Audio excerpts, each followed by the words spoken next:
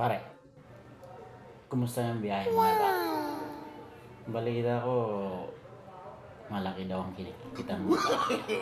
No. Sabi yun, huwag ka magpapaniwala dyan.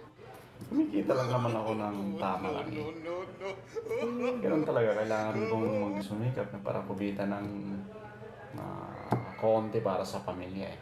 Diba pare? Ay, ikaw nga, alam ko naman, malaki lagi kinikita mo. Okay naman. Medyo sa ngayon, nakita ko, malaki kitin naman mata ko. Nakikita ko, diba? No.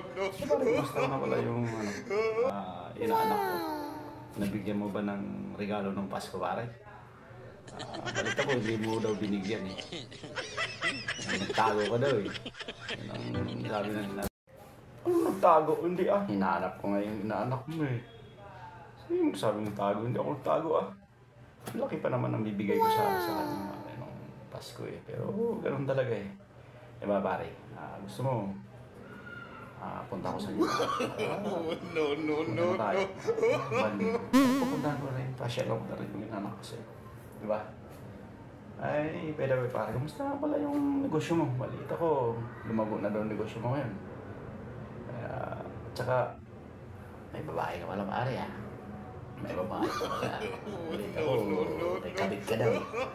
Huwag ganyan ba? Bawal yan, delikado yan. Kasi pag may kabit ka, pag nahuli ka, delikado yan. Negosyo ko pare. Hindi okay naman. Lumalago naman pare. Lumalago na yung negosyo ko eh. Kabit? Ako? May kabit? Hindi ah. Mga katotohanan yun eh. Kung huwag mo sabihin ay baka mami malaman na hindi ma-assist ko yun pare. Huwag ganyan. No. Huwag ganun pare. Baka mamaya magsumpong ka. Atin lang yan.